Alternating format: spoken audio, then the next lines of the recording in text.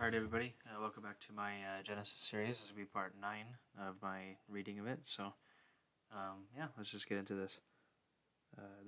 Chapter 36, the descendants of Esau, who is Edom, is listed. These are the generations of Esau, who is Edom. Esau took his wives of the daughters of Canaan, Ada, the daughter of Elon the Hittite, and Alohibama, the daughter of Anna, the daughter of Zibeon the Hivite. And Bashmath, and Ishmael's daughter, sister of Nebajoth. And Ada bare to Esau Eliphaz, and Basma bare Ril, and Aloibama bare Jush, and Jalam, and Korah. These are the sons of Esau, which were born unto him in the land of Canaan. And Esau took his wives, and his sons, and his daughters, and all the persons of his house, and his cattle, and all of his beasts, and all his substance which he had, got into the land of Canaan, and went into the country from the face of his brother Jacob. For their riches were more than they might dwell together in the land wherein they were. Strangers could not bear them because of their cattle. Thus went Esau in the Mount Seir. Esau is Edom. And these are the generations of Esau, the father of the Edomites in Mount Seir. These are the names of Esau's sons: Eliphaz, the son of Ada, the wife of Esau; Raul, the son of Bashmath, the wife of Esau. And the sons of Eliphaz were Teman, Omar, Zepho, and Gadam, and Kenaz.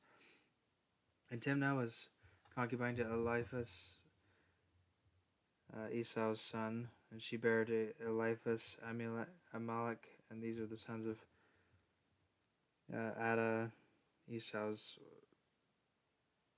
wife, and these are the sons of Raul, Nahath, and Zerah, Shammah, and Mizah. These are the sons of Bethshema, Esau's wife, and these are the sons of Aholibama, the daughter of Anna, the daughter of Zibeon, Esau's wife, and she bare to Esau Jersh, and Jalam, and Korah. These are the dukes of the sons of Esau, the son of Eliphaz, the firstborn son of Esau, Duke Teman, Duke Omar, Duke Zepho, Duke Kenaz, Duke Korah, Duke Kadam, and Duke Amalek. These are the dukes that came from Eliphaz in the land of Edom. These are the sons of Ada. These are the sons of Raul, Esau's son, Duke Naaha, Duke Zerah, Duke Shammah, Duke Mizah. These are the dukes that came out of Raul in the land of Edom. These are the sons of Beshmath, Esau's wife, and these are the sons of Eolabama, Esau's wife, Duke Jush, Duke Jalam, Duke Korah. These are the dukes that came from Aholibama, the daughter of Ada, Esau's wife. These are the sons of Esau, who is Edom, and these are their dukes. These are the sons of Seir, the Horite, who inhabited the land: Lotan, and Shobo, and Zibeon, and Anna, and Dishon, and Ezer, and Dishan. These are the dukes of the Horites, the children of Seir, in the land of Edom. And the children of Lotan were Hori, and Hemam, and Lotan's sister was Timnah. And the children of Shobal were these: Alvin, and Manahath, and Abel, Shepho, and Onam. These are the children of Zibeon, both Ajah and Anna. These are that Anna that found the mills in the wilderness, as he fed the asses of Zibeon, his father. And the children of Anna were these: Dishon, and Aholibama, the daughter of Anna. These are the children of Dishon: Hamnon, and Ishban, and Itran, and Cheran. And the children of Ezer are these: Bilhan, and Zavan, and Akan. The children of Dishon are these: Uz, and Aran. These are the dukes that came of the Horites: Duke Lotan, Duke Shobo, Duke Zibeon, Duke Anna, Duke Dishon, Duke Ezer, Duke Zishon. These are the dukes that came of Hori among the dukes in the land of Seir. And these are the kings that reigned in the land of Edom before there reigned any king over the children of Israel. And Bela the son of Bor reigned in Edom, and the name of the city was Dinhabah. And Bela died, and Joham the son of Zerah and Bozrah reigned in his stead. And Jobab died, and Husham the land of Temani reigned in his stead. And Husham died, and Hadad the son of Bedad, who smote Midian in the field of Moab, reigned in his stead, and with the name of the city was Avith. And Hadad died, and Semelah of Masrika reigned in his stead, and Samlah died, and Saul of Rehoboth by the river reigned in his stead, and Saul died, and Baal-Hanan the son of Achbor reigned in his stead, and Baal-Hanan the son of Achbor died, and Hadar reigned in his stead, and the name of the city was Pel, and the wife's name was Mehetabel, the daughter of Matred, the daughter of Mezahab. And these are the names of the dukes that came from Esau, according to their families, as are their places by their families: Duke Timnah, Duke Alva, Duke Jetheth, Duke Haholibama, Duke Ella, Duke Pinon, Duke Kenez, Duke Teman, Duke Mibzar, Duke Magadiel, Duke Aram. These be the dukes of Edom, according to their habitations in the land of their possession. He is Esau, the father of the Edomites. Chapter 37. Jacob loves and favors Joseph, who is hated by his brothers. Joseph dreams that his parents and brothers make obeisance to him. His brothers sell him to Egypt. And Jacob dwelt in the land wherein his father was a stranger in the land of Canaan. These are the generations of Jacob. Joseph, being 17 years old, was feeding the flock with his brethren. And the lad was with the sons of Bilhah and with the sons of Zilpah, his father's wives, and Joseph brought unto his father the evil report. Now Israel loved Joseph more than all his children, because he was the son of his old age, and he made him a coat of many colors. And and when his brethren saw that their father loved him more than all his brethren, they hated him and could not speak peaceably unto him. And Joseph dreamed a dream, and he told it his brethren, and they hated him yet the more. And he said unto them, Hear, I pray you, this dream which I have dreamed. For behold, we were binding sheaves in the field, and lo, my sheaf arose and also stood upright. And behold, your sheaf stood round about and made obeisance to my sheaf. And his brothers said to him, Shalt thou indeed reign over us, or shalt thou indeed have dominion over us? And they hated him yet the more for his dreams and for his words. And he dreamed yet another dream, and told his brethren, and said, Behold, I have dreamed a dream more. And behold, the sun and the moon and the 11 stars made obeisance to me. And he told it to his father and his brethren. And his father rebuked him, and said unto him, What is this dream that thou hast dreamed? Shall I and thy mother and thy brethren indeed come to bow down ourselves to thee? And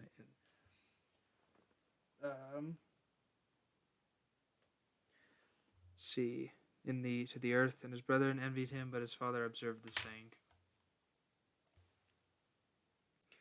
And his brethren went to feed their father's flock in Shechem. And Israel said unto Joseph, Do not thy brethren feed the flock in Shechem? Come, and I will send thee unto him. And he said unto him, Here am I. And he said to him, Go, I pray thee, see whether it be well with thy brethren and well with the flocks, and bring me word again. So he sent him out from the vale of Hebron, and he came to Shechem. And a certain man found him, and behold, he was wandering in the field. And the man asked, saying, What seekest thou? And he said, I seek my brethren. Tell me, I pray thee, where they feed their flocks. And the man said, They are departed hence, for I heard them saying, Let us go to Dothan. And Joseph went to his brethren and found them in Dothan. And when they saw him afar off, even before he came near unto them, they conspired against him to slay him. And they said to one another, Behold, this dreamer cometh. Come now, therefore, and let us slay him, and cast him into some pit. And we will say, Some evil beast hath devoured him, and we shall see what will become of his dreams. And Reuben heard it, and he delivered him out of their hands, and said, Let us not kill him. And Reuben said unto them, Shed no blood, but cast him into this pit that is in the wilderness, and lay no hand upon him, that he might rid him out of their hands again, to deliver him to his father again. And it came to pass, when Joseph was come unto his brethren, that they stripped Joseph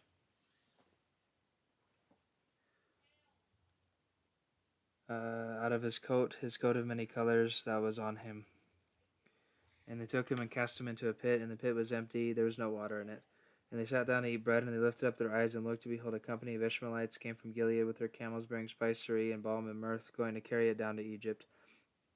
And Judah said unto his brother, What profit is it if we slay our brother and conceal his blood? Come and let us sell him to the Ishmaelites, and let not our hand be upon him, for he is our brother, and our flesh and his brethren were content. Then there passed a Midianites merchantmen, and they drew and lifted up Joseph out of the pit, and sold Joseph to the Ishmaelites for 20 pieces of silver, and they bought Joseph into Egypt. And Reuben returned unto the pit, and behold, Joseph was not in the pit, and he rent his clothes. And he returned to his brother and said, The child is not, and I, whither shall I go? And they took Joseph's coat, and killed the kid of goats, and dipped the coat in the blood. And they sent the coat of many colors, and they brought it to their father, and said, This have we found, know now whether it be thy son's coat or no. So he knew it, and said, It is my son's coat. An evil beast hath devoured him, and Joseph is without doubt rent in pieces. And Joseph went his clothes, and put sackcloth upon his loins, and mourned for his son many days. And all his sons and all his daughters rose up to comfort him, but he refused to be comforted. And he said, I will go down to the grave unto my son's mourning. Thus his father wept for him. And the Midianites sold him into Egypt unto Potiphar, an officer of Pharaoh's, and captain of the guard. Chapter 38. Judah has 3 sons by a Canaanite woman. Er and Onan are slain by the Lord. Tamar, disguised as a harlot, bears twins by Judah. And it came to pass at that time that Judah went down from his brethren and turned into a certain Adulamite, whose name was Hira. And Judah saw there a daughter of a certain Canaanite, whose name was Shuha, and he took her and went in unto her, and she conceived and bare a son, and he called his name Er, and she conceived again and bare a son, and she called his name Onam. And she had yet again conceived and bare a son, and she called his name Shelah, and he was at Chizib when she bare him. And Judah took a wife for Er, his firstborn, his name was Tamar, and Er, Judah's firstborn, was wicked in the sight of the Lord, and the Lord slew him. And Judah said to Onan, Go unto thy brother's wife, and marry her, and raise up seed unto thy brother.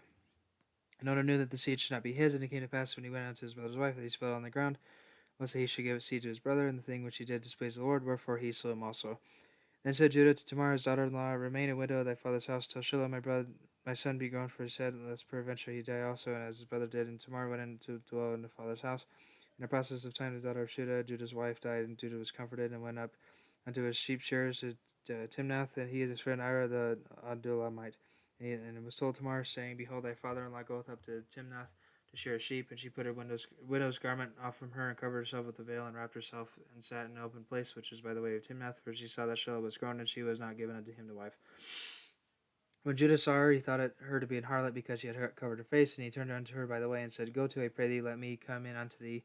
For he knew not that she was his daughter-in-law. She said, What wilt thou give me, that thou mayest come in unto me? And he said, I will send thee a kid from the flock. And she said, Wilt thou give me a pledge till thou send it? And he said, What pledge shall I give thee? And she said, Thy signet, and thy bracelets, and thy staff that is in thine hand. And he gave it to her, and he came in unto her, and she conceived by him. And she arose and went away, and laid by her veil from her, and put off the garments of her widowhood.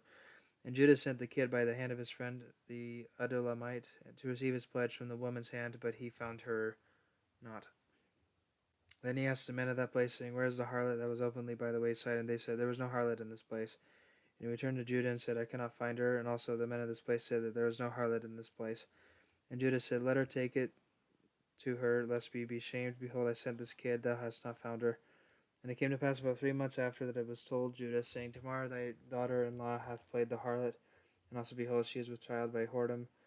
And Judah said, Bring her forth, and let her be burnt. And she was brought forth, she and her father-in-law, saying, By the man whose these are, I am with child. And she said, Discern, I pray thee, whose are these the signet, and braces, and staff? And Judah acknowledged them, and said, She hath been more righteous than I, because I gave her not to Shelah my son, and he knew her again no more. And it came to pass in the time of her travail, that behold, twins were in her womb. And it came to pass when she travailed, that the one put out his hand, and the midwife took and bound upon his hand a scarlet thread, saying, This came out first. And it came to pass as he drew back his hand, that behold, his brother came out, and she said, How hast thou broken forth? This breach be upon thee. Therefore his name was called Pharez.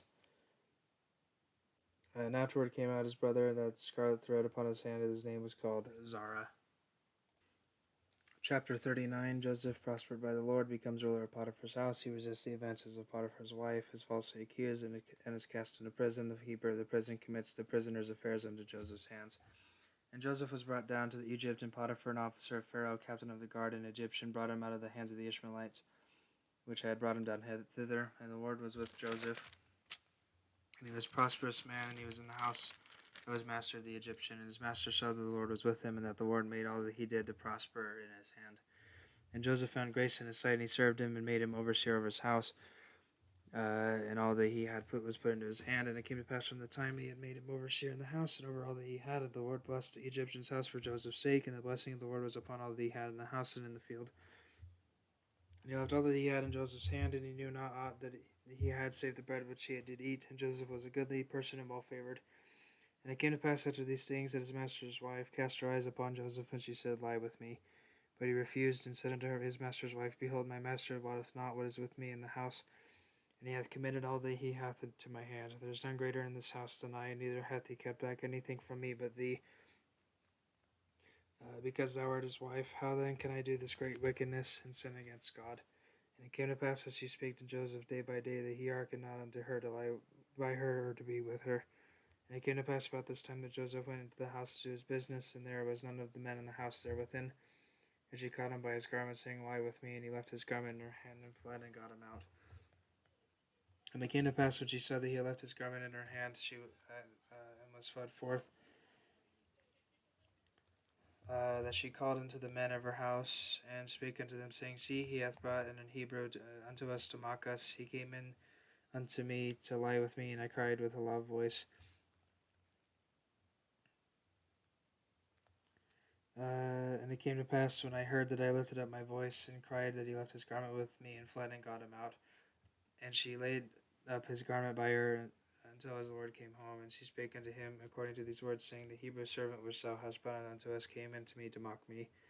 And it came to pass, as I lifted up my voice and cried, and he left his garment with me and fled out. And it came to pass, when his master heard the words of his wife, which she spake unto him, saying, After this manner did thy servant to me, that his wrath was kindled. And Joseph's master took him and put him into the prison, a place where the king's prisoners were bound, and he was there in prison. But the Lord was with Joseph, and showed him mercy, and gave him favor in the sight of the keeper of the prison. And the keeper of the prison committed to Joseph's hand all the prisoners that were in prison. And whatsoever they did there, he was the doer of it. The keeper of the prison looked not to anything that was under his hand, because the Lord was with him in that which he did. The Lord made it to prosper. Chapter 40. Joseph interprets the dreams of Pharaoh's chief butler and chief baker. The butler fails to tell Pharaoh about Joseph. And it came to pass after these things, that the butler of the king of Egypt and his baker had offended the lord the king of Egypt. And Pharaoh was wroth against two of his officers, against the chief of the butlers and against the chief of the bakers. And he put them in ward in the house of the captain of the guard into the prison, the place where Joseph was bound. And the captain of the guard charged Joseph with them, and he served them, and they continued to seize and in ward. And they dreamed a dream, both of them, each man his dream in one night, each man according to the interpretation of his dream, the butler and the baker of the king of Egypt, which were bound in the prison. And Joseph came in unto them in the morning, and looked upon them, and behold, they were sad. And he asked Pharaoh's officers that were with them in the ward of his lord's house, saying, Wherefore look ye so sadly today? And they said unto him, We have dreamed a dream, and there is no interpreter of it. And Joseph said unto them, Do not interpretations belong to God? Tell me them, I pray you. And the chief butler told his dream to Joseph, and said unto him, In my dream, behold, a vine was before me, and in the vine were 3 branches, and it was as though it bundled, and her blossoms shot forth, and the clusters thereof brought forth ripe grapes. And Pharaoh's cup was in my hand, and I took the grapes and pressed them into Pharaoh's cup, and I gave the cup into Pharaoh's hand. And Joseph said unto them, This is the interpretation of it. The 3 branches are 3 days. Yet within 3 days shall Pharaoh lift up thine hand and restore thee into thy place. Thou shalt deliver Pharaoh's cup into his hand after the former manner when thou wast his butler. But think of me when it shall be well with thee, and show kindness, I pray thee, unto me, and make mention of me unto Pharaoh, and bring me out of this house. For indeed I was stolen away out of the sight of the Hebrews, and here also I have done nothing, that they should put me into the dungeon. When the chief baker saw that the interpretation was good, he said unto Joseph, I also was in my dream, and behold, I had 3 white baskets on my head. And in the uppermost basket there was all the manner of the baked meats for Pharaoh, and all birds did eat them out of the basket upon my head. And Joseph answered and said, This is the interpretation thereof. The 3 baskets are 3 days. Yet within 3 days shall Pharaoh lift up thy head from off thee, that shall hang thee on a tree, and the birds shall eat thy flesh from off thee. And it came to pass the 3rd day, which was Pharaoh's birthday, that he made a feast unto all his servants, and he lifted up the head of the chief butler and of the chief baker among his servants, and he restored the chief butler into his butlership again, and he gave the cup into Pharaoh's hand. But he hanged the chief baker, as Joseph had interpreted to them. Yet did not the chief butler remember Joseph, but forgot him. All right. Here's some of my thoughts on the scriptures. The ones I just read, obviously. Genesis 36. I don't know. My thoughts on it is just, it's an interesting genealogy thing. It was kind of difficult to read. I'm not a big fan of reading things that repeat. However, there are some things in the scriptures that, when they repeat, are good and are important to understand. Like certain commandments, for example, or something about Christ, or whatever it could be. I don't know. I just think it's interesting. There's probably a lot more to this than probably meets the eye. With Genesis 36, with the genealogy. But I think it's fascinating. It reminds me of genealogy work that we do in the Church of Jesus Christ of Latter-day Saints. Like family history, family search, things like that. So, but yeah, I don't know. It's just interesting to me. Anyway, Genesis 37 is where things get pretty interesting for me. So you kind of like the first few verses. It says Joseph had a coat of many colors, and I I haven't done really much research into this, but I've heard that it's instead of coat of many colors, it's coat of many markings. And with the temple garment that is modern, I won't go too much into that because I've made covenants to not reveal that. But it is interesting thinking about Joseph with his coat and modern temple garments, and it's kind of interesting to me, and and it's kind of that covenant line, right? And Joseph being the ancestor of Lehi, who was in Jerusalem in the Book of Mormon to start out. Like he was a very like Lehi is one of the first people that's talked about in the Book of Mormon. So I think that's really cool, actually. That Lehi was a descendant of Joseph through Manasseh. So I don't know. I think that's interesting. And of course, Joseph kind of has a similar experience to Nephi. Um, he because he tells the dreams to his brothers, and his brothers don't like him, and they said, "Shalt thou indeed have dominion over us?" Kind of like Laman and Lemuel said about Nephi. And of course, eventually they conspired to kill him, just like Laman and Lemuel and Ishmael's sons did with Nephi, and so Nephi had to flee. Um, and yeah, I mean, he was cast into a pit, and they according to this record, I don't know exactly how it went, but they apparently brought the coat back to Jacob or Israel, and Jacob was sad and thought that he was dead.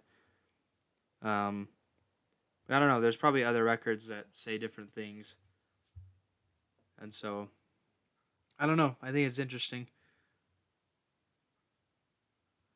Um, to me, I mean, I'll continue reading this story of Joseph, but I think it's really cool that because I see a lot of myself in Joseph, um, and I kind of relate to him quite a bit. Not obviously, I wasn't like sold like he was, but I do feel that there's a lot of times in my life where I can relate to him. But he was sent away to Egypt. Um, I'm not even going to talk about Genesis 38. Um, it's crazy. Anyway, Genesis 39. He's sent to Egypt. Um, Now this is one of the greatest examples of chastity. I'll kind of go more into Joseph's story later because I love how he eventually saves his family, and he's a great type of Christ. Um, and it's really powerful. And because sometimes we have to go through a really hard time to save ourselves and our families from famines. Now, of course, I say that while keeping in mind that Jesus Christ is the ultimate Savior, and without Him, there would be no point. So we need Him first and foremost in everything that we do. Um, and so, and that's one of the things that I need to try and do better on in these recordings is testifying of Christ in this, and making sure that He is in the center of everything, because without Him, as I said, all would be lost. But with Him, we can there there's everything to gain. Um, so Joseph, he prospers, but then Potiphar's wife starts to tempt him. Now, maybe in our modern day, we don't have, we might, we could, but we don't typically have an everyday, like Potiphar's wife kind of a thing where there's an actual woman tempting us. Usually, it's in the form of on your phone, and those sexual temptations that come to us in various ways on our phones and computers and video games, media, movies, shows, whatever it could be, however it presents itself. I mean, we know what it is, right? We know what pornography is. And so, and I think it's interesting how it says she spake to him day by day, and he hearkened not unto her. And then finally, there's the climax where Joseph has to make a choice. She grabs his garment, and he left his garment in her hand, and he fled and got him out. And that's something that we all need to do better on, including myself. And Joseph's a great example of this. And then of course, Potiphar's wife lies, throws him into prison. Well, Potiphar does.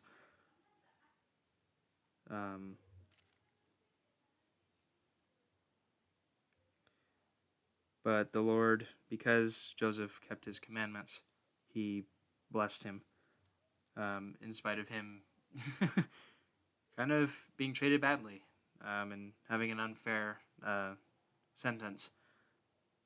But it ultimately turns back for his good in the end.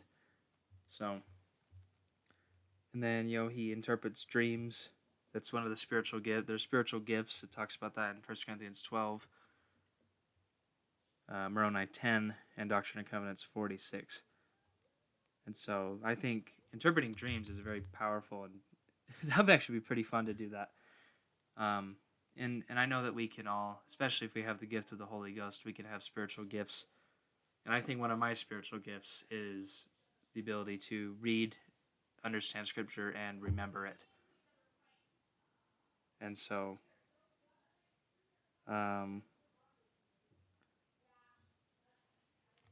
but yeah, I don't know, I think it's interesting. There's many, and Joseph is a great prophet. He's a great example. And so I say that in the name of Jesus Christ. Amen.